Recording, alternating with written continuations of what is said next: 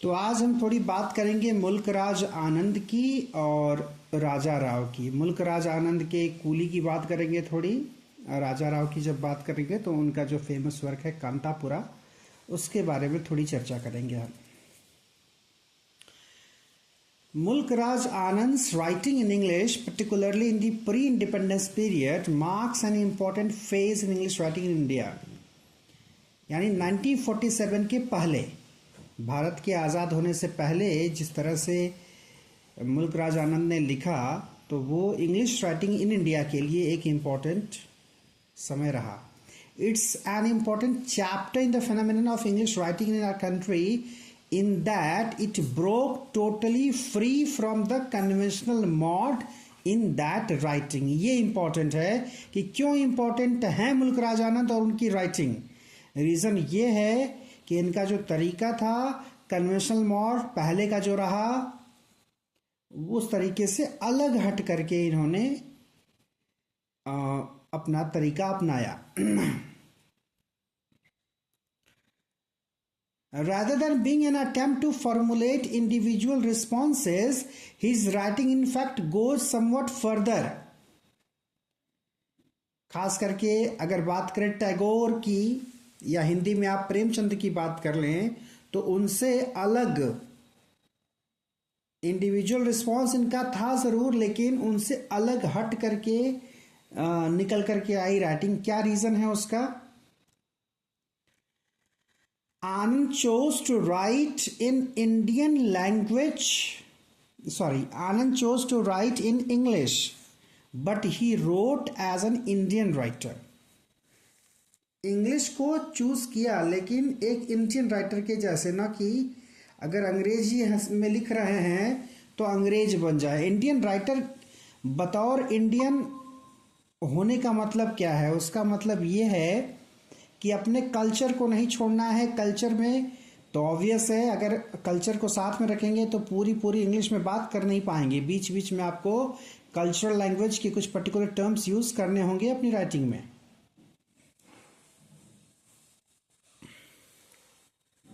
A writer who merged his voice with that of the masses in India. यानी जो इनकी writing है, इनकी जो आवाज है, वो इंडिया की आवाज बनी. This aspect is significant since it shows for the first time in India's history that English, the language of a few in the country, could be used for reform and change. पहली बार ऐसा हुआ कि लगा कि कुछ लोगों की भाषा जो अंग्रेजी है वो रिफॉर्म और चेंज यानी सुधार और बदलाव के लिए भी यूज की जा सकती है. केवल not merely in the realm of thought and politics but also literature. केवल जो पहले ये लिमिटेड थी थॉट और पॉलिटिक्स तक अंग्रेज़ों के ज़माने में, चूँकि 1947 के पहले वैसे ही अंग्रेज़ों का ज़माना था, अंग्रेज यूज़ करते ही थे इसको अपने थॉट और पॉलिटिक्स में, इंडियन पॉलिटिक्स एज वेल. लेकिन उस समय अगर इन्होंने शुरुआत की इंग्लिश की, तो वो एक तरह से रिफॉर्म और चेंज में भी इसका कंट्रीब्यूशन दिखाई देता है आपको. तो मैंने जैसा पहले ही कहा कि हम बात करेंगे लैंग्वेज की, किस तरह की लैंग्वेज जो है चूज करते हैं वो. It was clear from the beginning that he had decided to devote himself to the cause of India's independence. क्या उद्देश्य था? भारत की आजादी से रिलेटेड कुछ लिखना है. And project a socio political message for the benefit of the English knowing in the country. और ये भी क्लियर था कि हमेशा वो एक मैसेज देना चाह रहे थे, सोशियो पॉलिटिकल, जो सामाजिक और राजनीतिक दोनों तरह से जुड़ा हुआ हो उन लोगों के लिए जो अंग्रेजी जानते थे. From the point of view of perspective, यानी इसको बोलते हैं पीओवी शॉर्ट में, Anand is not just committed but shows inclination to propagate an opinion.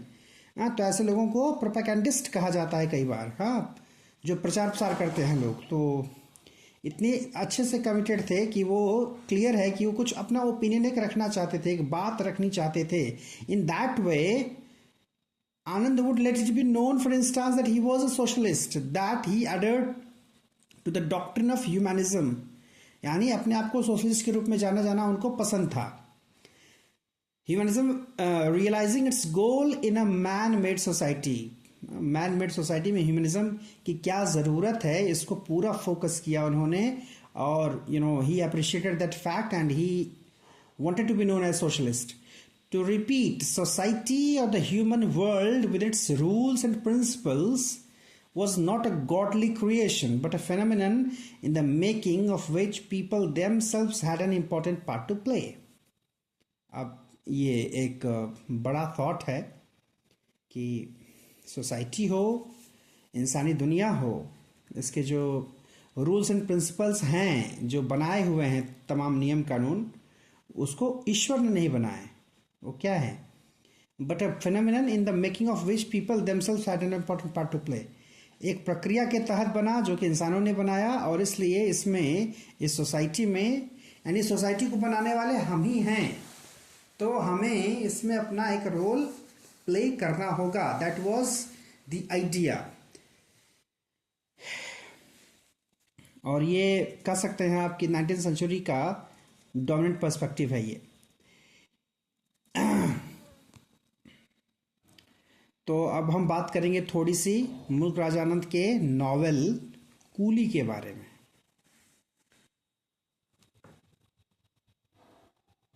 हो सकता है आप में से कुछ ने ग्रेजुएशन में पढ़ा हो इसके बारे में। वैसे मुल्क Rajanand is known for his work untouchables और कूली, दो इंपॉर्टेंट वर्क है उनके। Anand's commitment to the Indian masses reflected itself in the selection of social groups he depicted.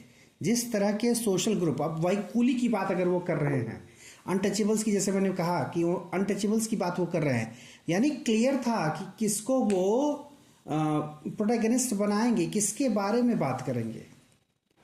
And the issues he projected in his writing, in novel after novel, he took note of the plight of the ordinary people. तो क्या था? चाहे वो coolie हों, चाहे वो untouchables हों, यानी साधारण लोगों की बातें वो करते थे। पुअर पीजेंट्स की बात करते थे, वर्कर्स की बात करते थे। अगर कूली की बात करें, for instance, Anand represented the life of the meanest of labourers in the country. यानी मजदूरों में जो सबसे निचले स्तर के मजदूर हैं, कूली, उनकी बात हो रही है। A person who used his bare body to make a living. क्या बात है! यहाँ थोड़ा सा देखिए, यही है लिटरेचर। लिटरेचर आपको नॉर्मली आप केवल कूली बोल दे तो समझ में आता है कि सामान ढोने वाला, लेकिन लिटरेचर देखिए आपको कैसे समझा रहा है। आप याद करिए, अगर आप लोगों को जानकारी होगी तो एक दौर था, बल्कि यूं कहें अभी भी है कुछ शहरों में, रिक्शा पुलर्स हुआ करते थे। अच्छा, एक दौर था, बताएं आपको, जब इक्के चला करते थे तो घोड़े खींचते थे, पीछे एक बंदा चाबुक लेके बैठता था और उसके पीछे सवारी बैठती थी। तो वो समय था जब तांगा जो है खींचा जाता था घोड़े के द्वारा। एक दौर आया जब घोड़े की जगह आदमी को ही नाद दिया गया, रिक्शे के रूप में। कैसा रिक्शा? बिना पैंडल वाला। उसमें ये था कि पीछे कोई बैठा है और एक बस लंबा सा सामने है, उसमें फंसा लेना है खुद को और अपने खींच करके ले जाना है। तो उसी का एक थोड़ा सा मॉडिफाइड रूप आया तो रिक्शा आया, है ना। रिक्शा में क्या होता है, साइकिल जैसे ही पैडलिंग करनी होती है, पीछे कोई बैठा होता है, 3 पहिए का होता है, लेकिन पूरा जोर एक इंसान अपना अकेले लगाता है पूरा, चाहे ऊंचाई पर चढ़ाना हो, चाहे जैसे ज्यादा ऊंचाई होती है तो उतर जाना पड़ता है उसको, फिर वो अपने हाथ से खींचता है। और फिर आप देखिए उसका मॉडिफाइड वर्जन आ गया, तो रिक्शे खत्म हो गए। जिसके पास लाख 1.5 लाख रुपए हैं वो ई रिक्शा ले रहा है। तो अब ई रिक्शा का जमाना चल रहा है। तो कूली को संदर्भ में आप देखिए, अब ये बहुत सोचने वाली बात है। नॉर्मली हमारे समाज में अगर महिलाएं शरीर को साधन बनाए कमाई का तो उन्हें प्रोस्टिट्यूट कहा जाता है।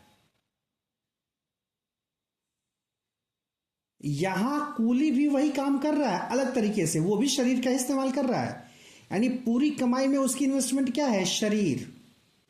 ही is using his body to earn money. हाँ, किस तरह से?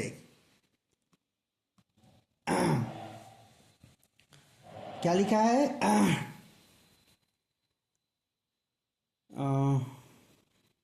a person who used his bare body to make a living, अपने केवल शरीर को का जो इस्तेमाल करता है लिविंग, जो है अपनी आजीविका कमाने के लिए। Who had no shelter, no protection, no security, जिसके पास ना तो कोई शेल्टर की व्यवस्था है, ना ही किसी किस्म की सुरक्षा है, ना ही सरकार की तरफ से, ना ही औरों की तरफ से। These were the people who had roots in India's villages। और ऐसे लोगों की अगर आप बात करें कि जो कूली वाला काम है, सामान ढोने वाला काम है, ये कौन लोग किया करते थे या किया करते हैं आज भी, तो आपको अल्टीमेटली पता चलेगा कि ये कहीं ना कहीं किसी गांव के लोग हैं। But were forced to shift to the cities in view of hunger and deprivation rampant in their rural surroundings. तो उनको वो गांव छोड़कर क्यों भागना पड़ा? भूख की वजह से, भूखमरी की वजह से, जो बहुत ज़्यादा गांव घर में थी या आज भी कई जगहों पर है। तो इसलिए गांव छोड़कर उनको शहर जाना पड़ा। आज भी आप देखें गांव में भी जो है, इवन मैं पहले भी इस पर शायद कभी डिस्कस कर चुका हूँ, एक शब्द है बेगारी। बेगारी क्या होता है? बेगारी होती है जब आपसे कोई काम कराया जाए और उसके मुताबिक आपको पैसा ना दिया जाए, तो वो होती है बेगारी। जैसे किसी से आप काम ले रहे हैं 500 का एक दिन में और उसको दे रहे हैं 100 रुपए, तो आप कहें कि पैसा दिया तो था, तो वो पैसा देना नहीं हुआ, वो बेगारी कराना हुआ। तो गांव में ये चीज़ आज भी बहुत ज़्यादा है, बेगारी कराते हैं लोग। और कई बार क्या होता है, एक बेरोजगारी का कोई रूप है, मैं एग्जैक्ट टर्म भूल रहा हूँ, शायद प्रच्छन्न बेरोजगारी टर्म है हिंदी में। हाँ, इनविजिबल अनएम्प्लॉयमेंट जो है, उसमें क्या होता है कि एक काम जिसको करने में केवल 2-3 लोगों की जरूरत है, उसी में 5 लोग लगे हुए हैं। तो इस तरह की कंडीशन जो है गांवों में आज भी हैं। मनरेगा इसका एक बड़ा उदाहरण है। कई बार तो लोग, खैर और भी कई चीज़ें हैं, कई लेवल के करप्शंस भी हैं उसमें। तो जो रूरल सराउंडिंग्स में लोगों को हंगर और डेप्रिवेशन फेस करना पड़ा, ultimately they had to shift to cities in the search of bread. In Coolie, Anand does not sentimentalize. Instead, he uses long descriptions as well as dialogues where he shows the manner in which people live and think. सेंटिमेंटलाइज नहीं किए कि बहुत emotional होकर के कोई बात कर रहे हो। क्या करते हैं, बड़े बड़े डिस्क्रिप्शन का यूज करते हैं, डायलॉग्स का यूज करते हैं, दिखाते हैं कि वो लोग कैसे, how they live, how they think and the manner in which they express their feelings, कैसे वो सोचते हैं और कैसे अपने फीलिंग्स को एक्सप्रेस करते हैं as important responses to the prevailing circumstances, खास करके उनके आसपास की मौजूद स्थिति परिस्थिति को देखते हुए। His characters are close to earth, और इस हिसाब से जो कैरेक्टर्स हैं बहुत डाउन टू अर्थ मिलेंगे आपको, सिंपल, स्ट्रेट फॉरवर्ड और honest. They relate to the rest of their kind with ease and spontaneously form a group. अच्छा, इसी को बोलते हैं क्लास बना लेना। क्लास क्या हो जाता है, या इसको बोलते हैं टिपिकल होना। टिपिकल मतलब टाइप, मतलब आप एक को देख लेंगे तो बाकी सबका पता चल जाएगा आपको, वैसे ही होंगे सारे के सारे। जैसे भात बनाते समय चावल से आप एक चावल देखते हैं और पता चल जाता है कि पूरा का पूरा भात पक गया है, यानी चावल पक के भात बन गया, सॉरी। तो यहां पर आप यही देखेंगे, जो कैरेक्टर्स हैं वो इतने ऑर्डिनरी हैं कि आप वैसे कई पाएंगे सोसाइटी में। This itself becomes a comment on the social structure existing at the time. तो इससे ये भी पता चलता है कि उस समय किस तरह के लोग अधिक थे, जिनकी संख्या ज्यादा थी।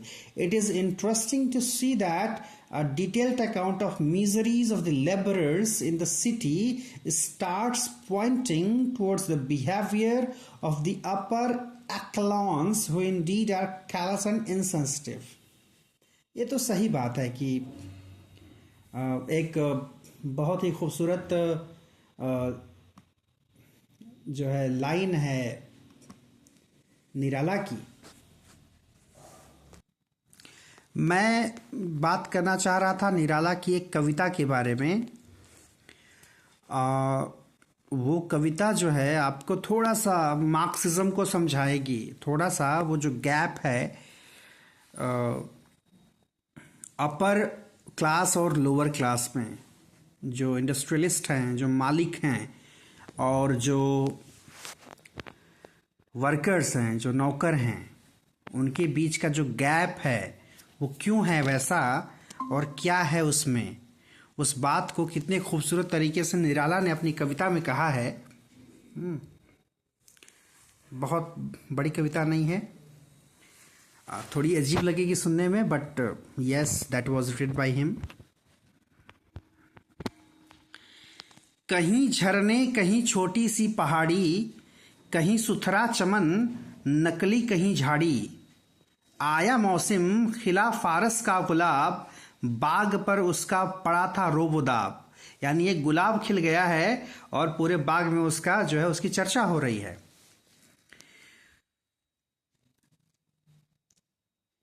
वहीं गंदे में, ध्यान दीजिएगा, एक तरफ गुलाब है, एक तरफ और क्या है, वहीं गंदे में उगा देता हुआ बुत्ता, पहाड़ी से उठे सर ऐंठ कर बोला कुकुरमुत्ता। कुकुरमुत्ता आप जानते हैं, जो वो भी लोग खाते भी हैं, मशरूम। वही जब ज़्यादा बड़ा या फैल जाएगा तो उसको जो है वो झाड़ झंखाड़ पर उगता हुआ मिलेगा आपको। तो गुलाब को देख करके कुकुरमुत्ते ने क्या कहा, अबे सुन बे गुलाब, भूल मत जो पाई खुशबू रंग आब, खून चूसा खाद का तूने अशिष्ट, डाल पर इतरा रहा है कैपिटलिस्ट। यानी जो गुलाब की खूबसूरती है, यानी वही इंडस्ट्रियलिस्ट, वही अपर क्लास, वो खूबसूरती किसकी वजह से है, खाद की वजह से, पानी की वजह से, जो उसको जड़ में मिल रहा है। तो उसके लिए जड़ कौन है, लोअर क्लास, वर्किंग क्लास। तो वही कह रहा है कि कैपिटलिस्ट बन करके इतरा रहा, कितनों को तूने बनाया है गुलाम, मालिक कर रखा सहाया जाड़ा घाम, हाथ जिसके तू लगा, पैर सर रख कर वो पीछे को भागा, औरत की जानिब मैदान यह छोड़कर, तबेले को टट्टू जैसे तोड़कर, शाहों राजों अमीरों का रहा प्यारा, तभी साधारणों से तू रहा न्यारा। तो गुलाब को एकदम कैसे बना दिया, कैपिटलिस्ट का रिप्रेजेंटेटिव बना दिया, कैसे, और उससे अलग है।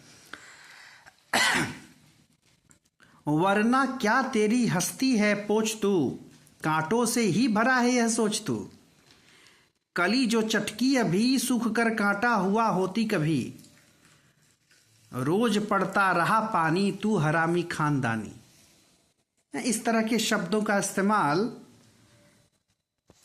किया है उन्होंने। तो आप समझिए कि कैपिटलिज्म को आप इस कविता से बड़े अच्छे से समझ सकते हैं।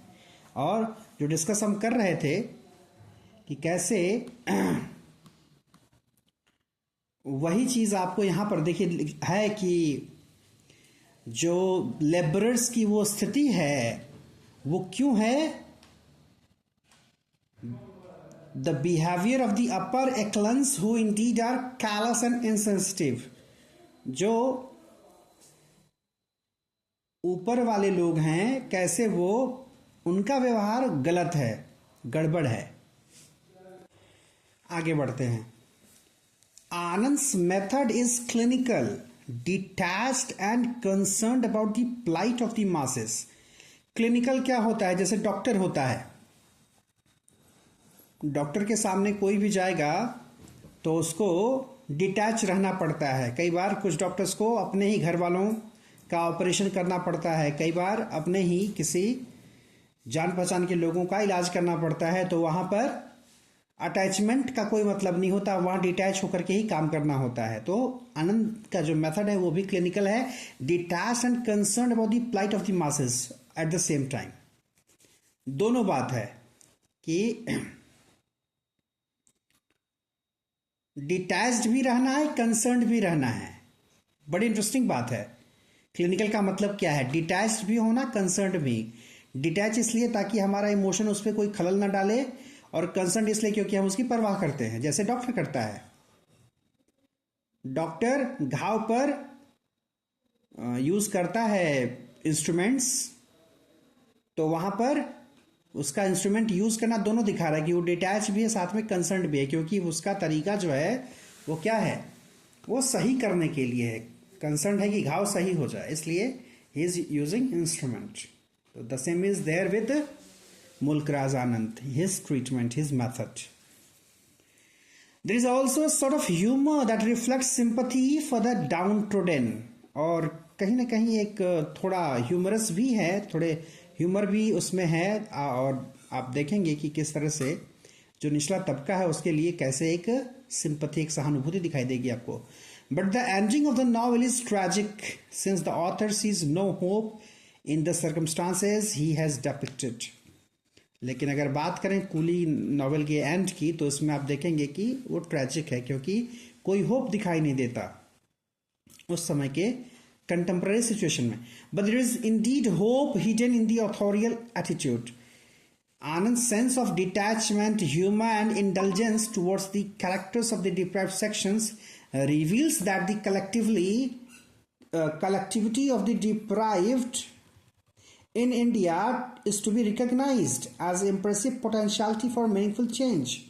अब यहाँ ये समझने वाली बात है कि ऐसे भले न कोई होप दिखे, लेकिन अगर आनंद, मुल्कराज आनंद जैसा बंदा अगर लिख रहा है उनके बारे में और लोग उसको पढ़ें, तो ऑब्वियस है कि कहीं ना कहीं एक होप दिखाई देगा, लोग समझेंगे इसको। इन अनदर नॉवेल, अगर दूसरा जो नॉवेल है जिसकी बात मैं कर रहा था अनटचेबल की, written around the same time, he shows an anger assuming larger dimensions. इसमें एक एंगर का डिपिक्शन है, गुस्से का है, और उसका कैनवस बड़ा है। The scavengers of the town deciding to strike against the comfort-loving upper classes is an indication in the novel that the Indian society of the 1930s is anything but static. बड़ी अच्छी line है, scavengers term use किया यहाँ पर। Normally आप जानिए कि natural scavenger के रूप में जब आप बात करते हैं तो वहाँ बाज और गिद्ध की बात होती है, जो साफ सफाई करते हैं। अपमार्जक बोला जाता है हिंदी में। कैसे ये जो है प्रकृति को साफ सुथरा रखते हैं। यहाँ स्कैवेंजर के रूप में इंसानों की बात हो रही है, साफ सफाई करने वाले लोग। आई थिंक हिंदी में शब्द उसके लिए मेहतर करके है कुछ, जो साफ सफाई करते हैं। तो वो लोग क्या करते हैं, स्ट्राइक करते हैं। 1930s के आसपास की घटना है, तो उससे ये पता चल रहा है वो क्या स्ट्राइक करते हैं उन लोगों के लिए जो घर बैठ करके आराम से, जो अपर क्लास के लोग, उन्हें ज़्यादा फर्क नहीं पड़ता चीज़ों से, किसकी दुनिया में क्या चल रहा है। तो ऐसे लोगों के खिलाफ एक स्ट्राइक है स्कैवेंजर्स की, जिससे ये पता चल रहा है कि 1930s का जो साल था, यानी इंडिया के आज़ाद होने से पहले का जो समय था, वो काफ़ी बदलाव से भरा हुआ था। Deliberately, perhaps, Anand, this novel extends the scope of Gandhian vision to encompass the possibility of revolt. इसमें आपको एक मतलब गांधी जी का भी एक दर्शन मिलेगा, जिससे समझ में आएगा कि शायद आगे वो विद्रोह करने वाले हैं। According to the author, harmony and mutuality exist in society only when space is given to all as fellow human beings. किसी भी सोसाइटी में हार्मनी कब रहेगी, लोग मिलजुल कर कब रहेंगे, एक दूसरे की परवाह कब कब कब करेंगे, जब सबको उनके हिस्से का, बहुत इंपॉर्टेंट लाइन है, सबको उनके हिस्से का स्पेस मिले। यही है मार्क्सिज्म। मार्क्सिज्म इसी की बात करता है। मार्क्सिज्म यही बताता है आपको कि ऐसा नहीं हो कि किसी के पास जो है एक बिस्सा खेत भी न रहे और किसी के पास कई बीघे खेत है। हालांकि कुछ प्रैक्टिकल उसके चैलेंजेस हैं उस आइडिया के, but yes that is there. मतलब इतनी ज़्यादा इतनी ज़्यादा डिसिमिलैरिटी नहीं होनी चाहिए, इतना ज़्यादा गैप नहीं होना चाहिए लोगों के बीच। सबको उसके हिस्से की ज़मीन मिले, सबको उसके हिस्से का प्यार मिले सोसाइटी में, तभी लोग हार्मनी से और म्यूचुअलिटी से रह पाएंगे, अदरवाइज केवल बातें ही करेंगे।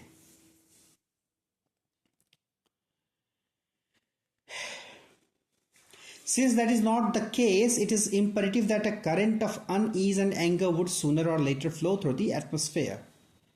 तो अगर ऐसा है नहीं सोसाइटी में, तो ऑब्वियस है कि आज नहीं कल वो एक रिवोल्ट होगा। और देखिए वो फर्दर आगे जाकर के आप देखते हैं वो रिवोल्ट है भी। इवन आपको मालूम होगा शायद, अगर आप इंडिया के कॉन्टेक्स्ट में थोड़ी बहुत हिस्ट्री जानते होंगे, 1857 जो फर्स्ट वॉर ऑफ इंडिपेंडेंस के नाम से जाना जाता है, पहला स्वाधीनता संग्राम, उसके फेल होने के कई रीजन में ये भी रीजन था कि उसमें सारे लोग इन्वॉल्व नहीं थे, है ना। गांधी एक बड़े नेता बनकर के उभरे, आज़ादी के पहले, आज़ादी के बाद तक भी, खैर ज़्यादा दिन तो रहे नहीं, 1948 में चले गए वो। उसका बड़ा रीज़न क्या था? मैं आप लोगों को बार बार कहूँगा कि आप एक बार इंडिगो पढ़िए, जो चैप्टर है एनसीईआरटी के 12th में, बहुत खूबसूरत चैप्टर है। गांधी जी गए थे चंपारण में केवल किसानों का मामला निपटाने, लेकिन वहां जाकर के देखा उन्होंने कि यहाँ तो पता चल रहा है कि कोई एक महिला है, वो एक ही कपड़ा पहन के रह रही है।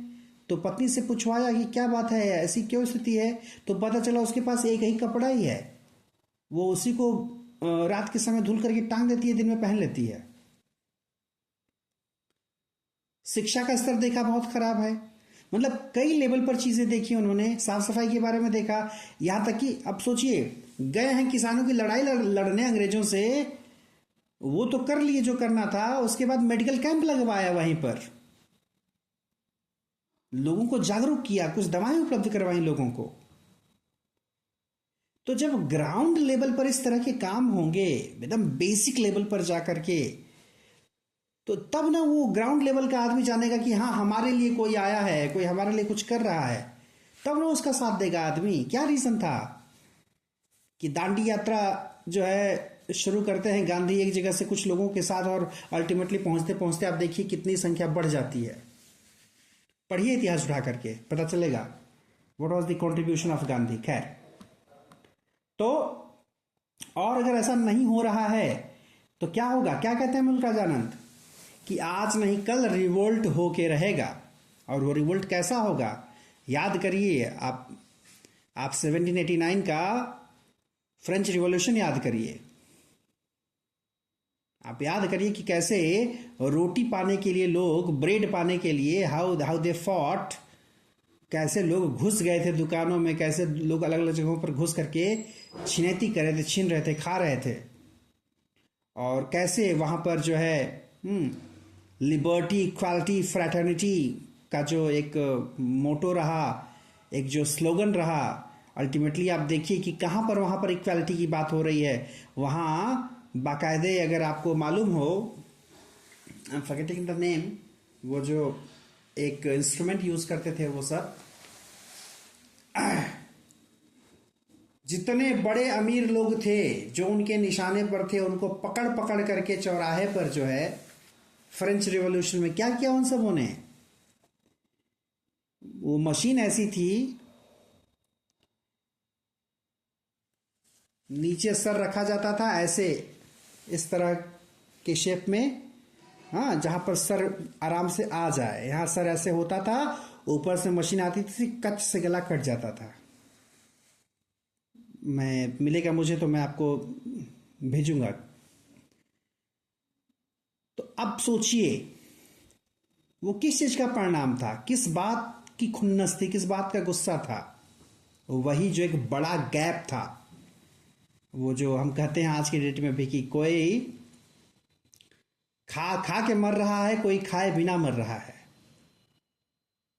तो इन दोनों के बीच जो एक लंबा गैप है, उस गैप के चलते रिवोल्ट होना लाजमी है। That was being reminded by मुल्क राज आनंद थ्रू हिज राइटिंग्स। थोड़ी सी बात राजा राव की करें। अगर बात करें कि मुल्क राजानंद की राइटिंग क्या है तो उसमें क्या था, ही प्रेफर्ड सिंपल दो sharply political aspects of life for representation.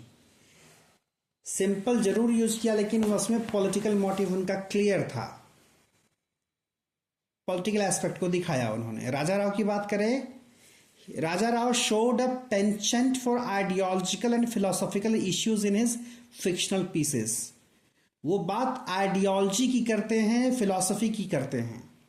ध्यान दीजिए, मुल्क राजानंद का इंक्लिनेशन पॉलिटिकल है, राजा राव का इंक्लिनेशन आइडियोलॉजिकल और फिलॉसफिकल है, यही बड़ा अंतर है। Yet around the time of independence he grappled with such important trends of thought as Gandhianism। Gandhi ji से बड़े प्रभावित थे ये, इसलिए आप देखेंगे कि गांधी कहीं ना कहीं बहुत ज़्यादा विजिबल है राजा राव की राइटिंग में।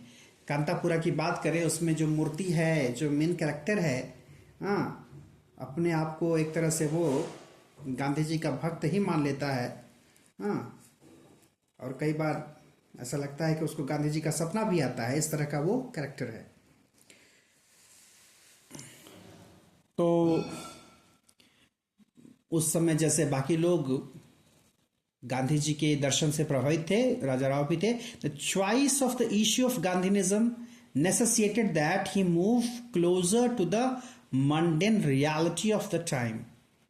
और जब गांधीनिज्म से कोई जुड़ जाएगा तो उस समय की जो मंडेन रियलिटी, जिसकी बात कुछ देर पहले मैं कर रहा था, वास्तविकता क्या थी, आम जनमानस की क्या स्थिति थी, उससे अवगत हो जाएगा आदमी। His well known novel Kanthapura is a case in point। Here Rao's concern is for the small happenings of a village caught in the process of the unfolding nationalist movement in India। क्या देखेंगे आप इसमें कांतापुरा में, पूरे देश में जब nationalist movement चल रहा है, देश को आजाद कराने की बात चल रही है, उस समय में एक छोटा सा गांव है कांतापुरा, उसमें क्या क्या चीजें हो रही हैं, that is depicted there in that novel। The question that the ordinary people of the village confront is whether Gandhi is a human figure in flesh and blood or political phenomenon। स्थिति ये थी कि लोगों को exactly पता नहीं था कि गांधी सच में कोई हाड़ मांस के आदमी है या कोई प्रोसेस है, कोई फेनोमेनन है political. The village is face to face with the follower of Gandhi, जिसके बारे में मैं बात कर रहा था, मूर्ति के बारे में। उनका फॉलोवर है गांधी का, उसको देख रहे हैं सारे लोग। अब political activist and a member of the Congress party, वो खुद पॉलिटिकल एक्टिविस्ट भी और कांग्रेस पार्टी का मेंबर भी है। First looked at with awe and wonder, this figure is gradually accepted in the village as one of its own.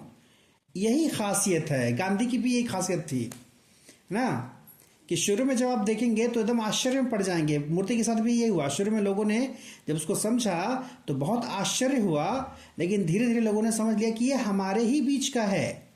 तो गांधी जी भी यही रियलाइज करा देते। और वो बात याद करिए, शायद मैंने पहले बताया कि बड़े लोग वही होते हैं जो आपको छोटा होना रियलाइज ना कराए।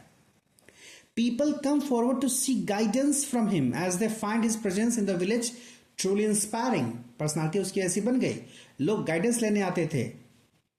The final outcome and result of the activities of this figure is that the village gets transformed into a hub of dynamic political struggle and becomes a symbol of protest against the working of an alien rule।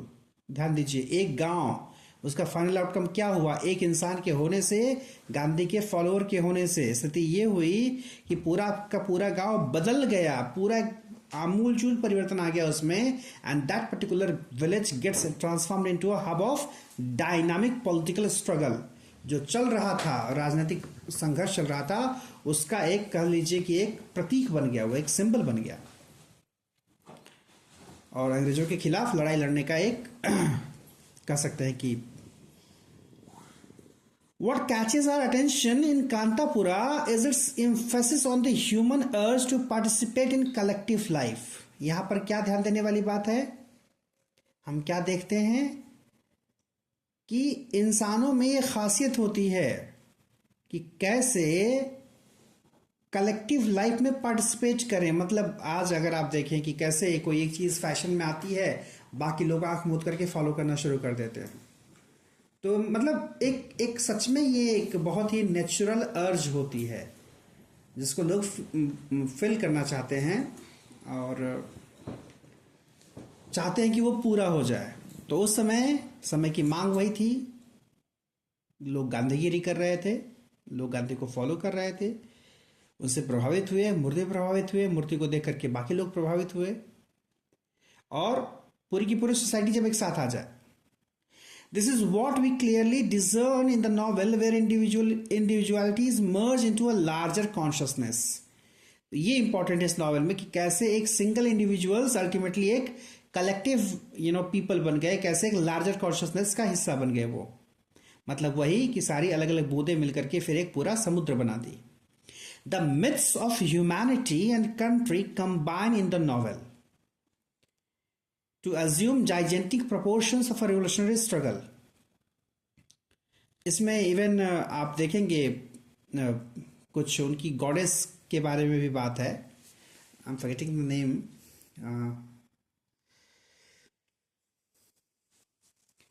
कोई उनकी कुल देवी या देवी हैं, उनके बारे में भी बात है। तो उन मिथ्स की बात कर रहा है, the myths of humanity and country.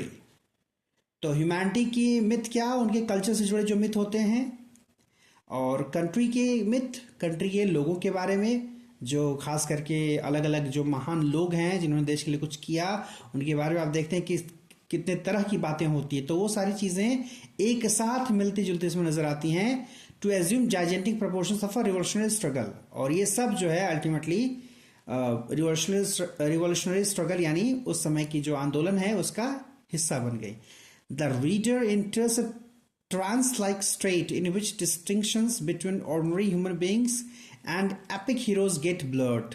स्थिति यह आती है कि एक आम आदमी और एक बड़ा हीरो, दोनों की क्वालिटी कैसे मर्ज हो जाती है, इसमें आप देखते हैं। In the novel the language to becomes unusual with constant repetitions of phrase and expression as well as sentence patterns evoking the idea of transcendental happening. तो जो ट्रांसेंडेंटलिज्म हो रहा है यहाँ पर, जिस तरह से एक आम आदमी एक बड़ा हीरो बन रहा है, जिस तरह से उसका ट्रांसफॉर्मेशन हो रहा है, वो ट्रांसेंड कर रहा है, that is also visible in the language itself. तो ये थोड़ी बात रही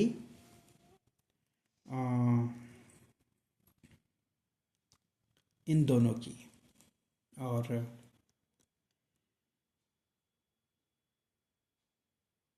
कह रहा है कि Anand and Rao seem to be driven more by the purpose of writing than the urge to narrate things in a normal realistic manner।